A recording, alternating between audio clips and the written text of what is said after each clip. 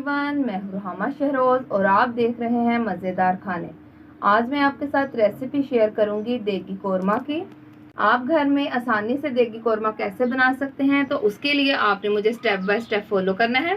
तो चलिए, सबसे पहले हम कढ़ाई में तेल डालेंगे। जी तो व्यूवर्स, कढ़ाई में मैंने 1.5 कप तेल डाल दिया था और ये गर्म हो गया है। अब मैं इसमें डालूंगी प्याज। प्याज मेरे पास 3 बड़े साइज की हैं, जिनको मैंने काट लिया है। और जब ये गोल्डन ब्राउन सी हो जाएंगी तो हम इन्हें अलग बर्तन में निकाल लेंगे। जी तो व्यूवर्स, प्याज गोल्डन ब्राउन हो गया है, हम इसे एक बर्तन में निकाल लेंगे। बर्तन में आपने टिश्यू या कोई कपड़ा रख लेना है ताकि जो तेल है वो इसमें से निकल जाए और प्याज जो है हमारी वो कड़क सी हो जाए। जी तो व्यूवर्स, इस तरह से आपने टिश्यू जो है वो ट्रे में बिछा लेने हैं और उसके ऊपर आपने प्याज डाल देनी है ताकि जो प्याज का तेल है वो टिश्यू के ऊपर आ जाए। इसी तेल में मैं बीफ को फ्राई कर लूँगी। इसे 8 से 10 मिनट के लिए फ्राई करना है। बीफ मेरे पास 1 किलो है। जी तो व्यूवर्स, बीफ को मैंने कढ़ाई में डाल दिया है और ये मैंने इसी तेल में डाला है जिसमें मैंने प्याज फ्राई की थी। तो इसको 10 मिनट के लिए हम इसी तरह से फ्राई कर लेंगे। जी तो व्यूवर्स, बीफ को फ्राई होते हुए 10 मिनट हो गए हैं। अब हम इसमें कुछ इंग्रेडिएंट्स डालेंगे, जिसमें मेरे पास कड़ी पत्ता, 3 छोटी इलायची, 1 बड़ी इलायची, 3 से 4 लौंग है, दालचीनी और जायफल है, इसको मैं डालूंगी। और मेरे पास है 2 चम्मच सूखा धनिया। कौरमे में सूखा धनिया की मिकदार ज़्यादा होती है।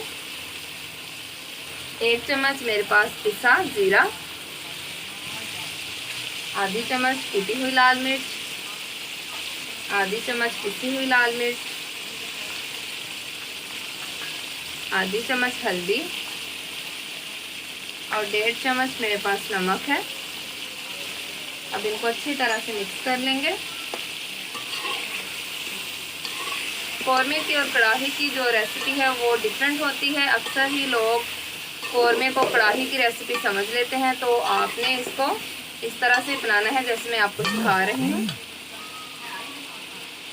अब मेरे पास 2 चम्मच लहसुन अदरक का पेस्ट है, वो मैं डालूंगी और इनको अच्छी तरह मिक्स करके 10 मिनट के लिए पकने के लिए छोड़ देंगे। जी तो व्यूवर्स, गोश्त की भुनाई भी हो गई है। अब मैंने जो प्याज फ्राई किए थे उनको मैंने एक जग में डाल लिया है। अब इसमें मैं दही डाल दूंगी। दही मेरे पास 1 पाव है और इसको अच्छी तरह से ग्राइंड कर लेंगे। दही और प्याज का गाढ़ा सा पेस्ट बन गया है, तो चलिए अब मैं इसे गोश्त में डाल दूंगी और इसी के साथ इसका जो टेस्ट है वो बहुत ही अच्छा सा आ जाएगा। और इसके बाद इसमें मेरे पास 3 चम्मच कोरमा मसाला है, ये मैं डाल दूंगी और इसको अच्छी तरह से मिक्स कर लेंगे।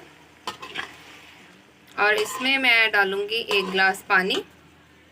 बहुत ज़्यादा पानी डालने की आपको ज़रूरत नहीं है। और आप देखें, ये प्रेशर कुकर के बगैर ही मैंने बनाया है।